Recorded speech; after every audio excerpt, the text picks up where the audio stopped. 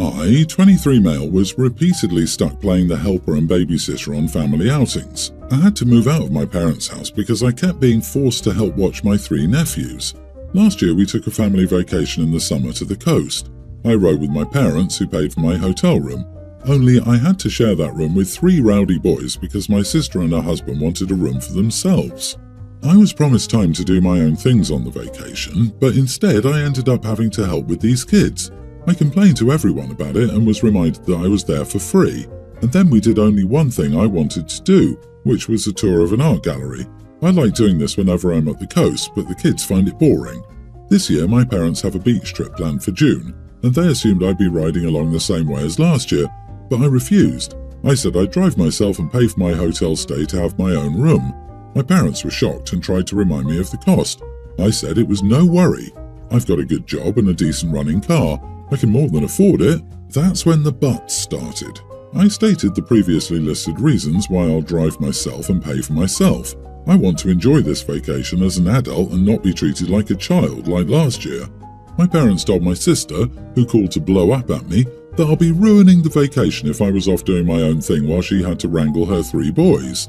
I ended up yelling at her that last year all she did was rope me into her mess. I didn't really get to do much of anything I wanted to do, and I was treated like the bad guy for wanting to go to an art gallery. I'm a grown man. I deserve my own vacation too.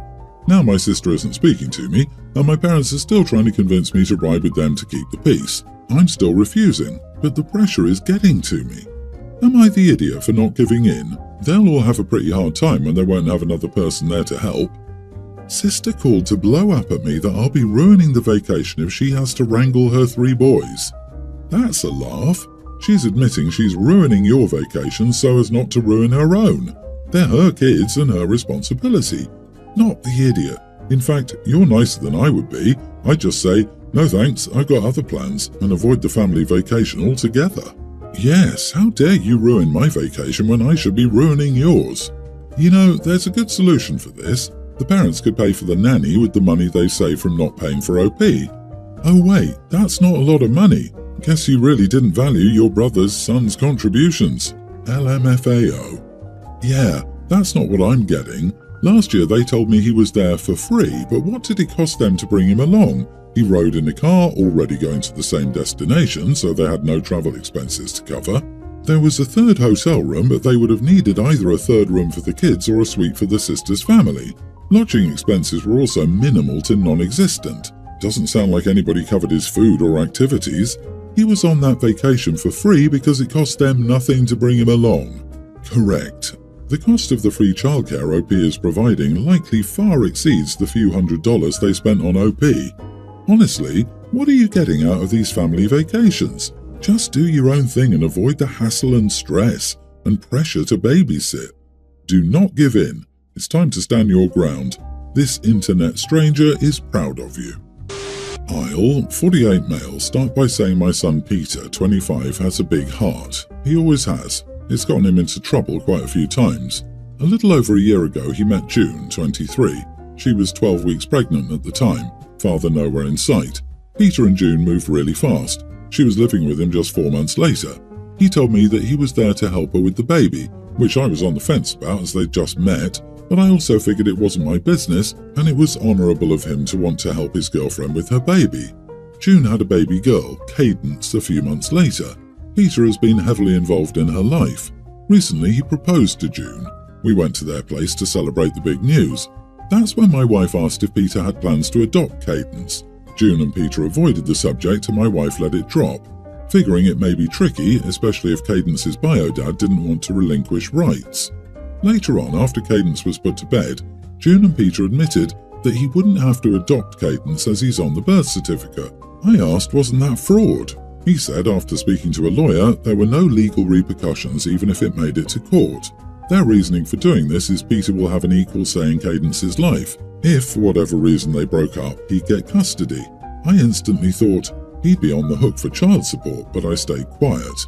My wife asked if they planned on telling Cadence the truth, and they said yes, it won't be a secret.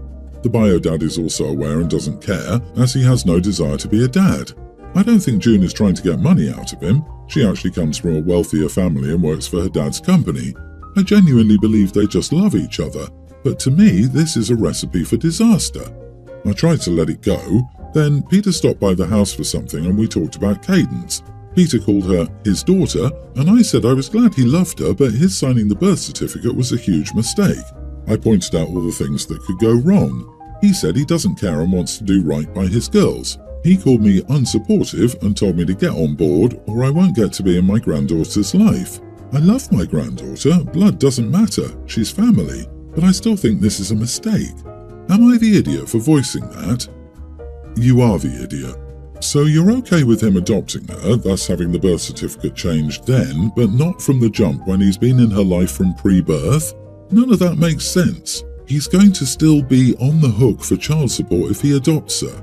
You need to realise this is his family, not some money-making scheme. This is immediately what came to my mind too. Doesn't matter if he signs the birth certificate right away or adopts it later. The potential for having to pay child support down the road would still be the same. OP, now that you've said your piece and he's heard you, you need to drop it. You will be an idiot if you don't get on board. Your son is an adult. He's made an adult decision. If there are any consequences, he will deal with them, and he doesn't need you nagging him about negative hypotheticals as he's trying to start his family. It will only drive a wedge between you and him. Not the idiot. They barely knew each other and got married really quickly. This is an objectively stupid thing to do. You have a legit concern. Your son doesn't quite understand the full picture. He's doing something he feels is right and it's a great gesture, not really understanding the full legal repercussions. Yeah, I'm kind of getting the son is being used vibes. What stable, together mother has someone sign her kid's birth certificate that she's known for 6 months, thus tethering them all together indefinitely? That's a desperation or con move, not an I'm genuinely in love move. Good luck to them all. Oh God, she doesn't want her family to know who the father is. She's letting them think it's OP's son. I bet that's it. If your son can't deal with you voicing a fairly reasonable thought and concern about his life without threatening to cut you off, he shouldn't be signing up to be a dad of a kid who isn't actually his. Clearly way too immature. My significant other and I are dating and have lived together for less than a year. Our current rent is about $2,000 a month and various utilities run about $700 a month. I make about 4 times my SO, so I pay all the rent while they pay the utilities. We also shop for our furniture together and paid equal amounts. We didn't go all out and stayed within a reasonable budget. For example, our couch costs $500 and my significant other easily paid $250 and I paid $250. We're happy with the situation and there have been no complaints. I've been offered a new job in a new state and we agreed to move for my job since it'll be a great stepping stone for my career and I'll be making much more, about 6 times more than my SO. Also, my SO works at a job easily available in the new state.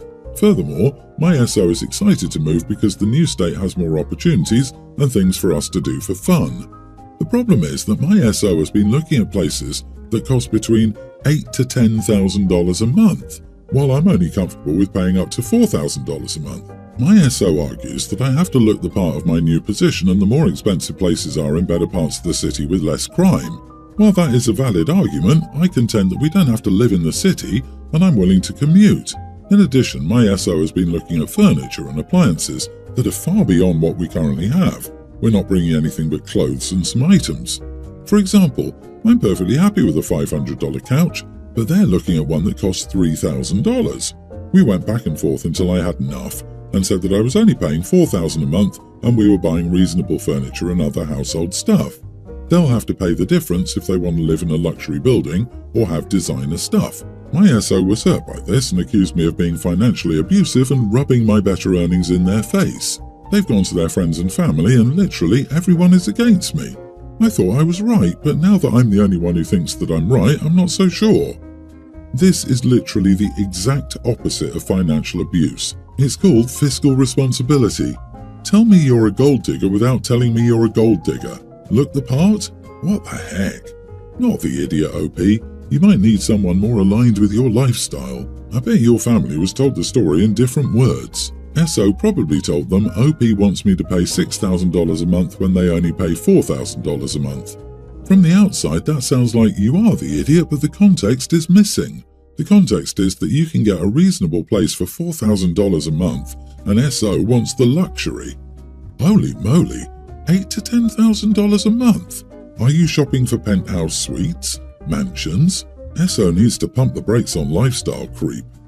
And I merely live in a top 10 city, so the bigger, brighter spots might be different. Still, even $4,000 a month is you should be buying, not renting territory in most places in the US. Something to consider, OP. I think you should move to the new state alone. Please reconsider this relationship. Your partner's primary interest seems to be your paycheck. When you don't spend it on the luxuries they want, they go to their friends and family to pile on you for being financially abusive. No, you are being financially responsible. They are being greedy and manipulative. Move solo and enjoy your new start. I, 29 male, will soon marry my fiancée, 29 female. She's Korean and originally came to my current country as a student. I grew up in Korea, but my family moved here when I was 15. We met in school and both did similar degrees which shared a lot of courses. So I decided to make a wedding invitation website and put a lot of extra effort into making it special. I'm a front-end web dev these days, so I wanted to make something nice. Since I was the one who proposed, I wrote a small story about how we met and key events in our relationship and wanted to write it in a humorous way. This was for a Korean audience since most of our family is Korean. Also, our wedding will be held in Korea, so the form of humor is a little self-deprecating. The story talks about things that Korean elders value, like education, etc. A very small part of the story, like less than 15%, poked fun in a light-hearted way about how I stayed with her despite her bad driving, and how I didn't leave and was loyal enough, even though she took longer to graduate due to withdrawing from courses and failing some classes. I also wrote stuff about myself, like how I liked her but it took me months to ask her out, and how I'd already prepared myself to cope with rejection and thought she was out of my league. Also how without her I'd never be able to cook anything besides instant ramen, etc. She was supposed to see the website as a surprise, and I sent out emails with the link, and there was a copy of invitation cards and the story attached to the email. When my fiancée saw it though, she got upset and said I shouldn't have put the part about her driving and taking longer to graduate. I thought it wasn't such a big deal, though I agreed to remove it from the website, although the original version was already sent in the email. Her family obviously knows she took longer to graduate, and she pokes fun about it herself sometimes, like how lucky she feels to get her current job despite that, etc. However, she hasn't done badly at school overall or anything, and it's not like she struggled to graduate, she was just one semester behind. Her parents agree with me and think she's overreacting and that it's not such a big deal, and most of the family is on my side except for my sister and one of her sisters. Am I the idiot here? I put in a lot of effort to write it, and I felt it was well done for a Korean audience, and it's not like I wrote it exclusively to make fun of her. You are the idiot. Why would you send a story highlighting that it took her longer to graduate, particularly to an East Asian audience? Even in Western culture where education is taken less seriously, you'd be the idiot. It feels like a weirdly strange power move, and you contextualized yourself in your story as you still stayed with her. Despite it, I'm reasonably certain it was. Also, many Koreans see studying abroad as a failed move for those who didn't do well enough to get into the right university at home. If these guys met at Harvard, then all good, nice flex, but she's probably got some sneering about that going on in the background even without the fail, haha. And yeah, no Korean aunt has ever not enjoyed having ammunition to use on younger family members who can't talk back to them. Dude, your cultural background is irrelevant. In all cultures, if you do something that hurts the person you love, your romantic partner, and you choose not to apologize and instead double down that their hurt is an overreaction, then you're the idiot. My daughter met this girl 4 years ago at a marathon where they both did exceptionally well, and a friendship blossomed. They have a lot in common. They both like music, running and working out, art, TV shows, etc. And they're both at the same university, albeit doing different courses. My daughter visited me, us, wife and her brother, and she basically let a lot of stuff out about her relationship with this girl recently. She talked about how she feels like their friendship will never be close-knit like she wants. She spoke about how she feels her friend is way closer to her childhood friends, and how she feels jealous seeing pictures on social media of them on nights out and partying. She feels like her friend is talking to her less and less, both in person and on social media, and not making time for her. She talks about how she's gone back through her old social media and feels jealous seeing the old photos of her friendship with her childhood friends. Finally, she said that the straw that broke the camel's back for her was that on her birthday 2 weeks ago, her friend didn't wish her a happy birthday. She said she tried to visit her friend at her accommodation, but there was no answer. She mentioned how she felt betrayed by how she made a big presentation for her friend's birthday earlier this year. She was really emotional throughout this telling. My wife, her mom, obviously was trying to console her and kept telling her to keep working on it. I, however, had a different stance. I told her that she would never be on the same level as her friend's childhood friends. They've been friends since childhood, gone through school and all those trials together, and know each other inside out. I told my daughter that she has to accept this when maintaining her friendship with this girl. I advised her to try to look back at her friendship with her friends over the years, work on consolidating connections with them, and that there is nothing wrong with being less emotionally invested in this friend. On top of all this, one other important detail, I didn't say this to her, her friend is 20 and she's 25. To put that age difference into perspective, she was born in the 1990s, last millennia, while her friend was born in 2003. Their childhood experiences are broadly similar, but that difference is difficult to ignore. My daughter didn't react well to my advice. She said that I was telling her to settle for less and I'm putting her down. And she said that she feels a big connection with her friend, which I had no real answer to. We argued, I told her to grow up, and she left. How she's acting is incredibly childish. However, I feel empathetic for her as the last few years have been difficult for her socially and her social skills have really declined. On top of that, having met her friend personally, I know she's a really lovely, warm, friendly and sweet girl, and I can see why my daughter feels close to her. Not the idiot. Your daughter isn't reading the room properly. She's acting like a kid with a one-sided crush. This other person doesn't owe her a close friendship or a spot amongst her tier 1 friends. She's coming on pretty strong. The friend seems to be pulling back. She's 25 and needs more social awareness. Wait, so they became friends when your daughter was 21 and the other girl was 16? Your daughter got weirdly obsessed with a kid. No wonder the girl's uncomfortable. There are bigger issues here than the childhood friends thing. Wow, I hadn't done the math. That doesn't sit well now. I'm betting that now the other woman is 21, she realised how off it is that a 21-year-old would try to become such close friends with a 16-year-old. Those are completely different points of development. As a teen, I'm sure she felt flattered and perhaps sophisticated, thinking this older, cooler woman thought she was a peer. If someone I was trying to distance myself from showed up at my door on their birthday, I would probably never talk to them again. That said, it would be good for you to address the actual issues of the relationship. Becoming friends later in life does not exclude an incredibly close relationship. She needs and deserves to understand that this is not the issue at hand, but an unhealthy, one-sided, pushy dynamic at play. Good luck sorting this one out.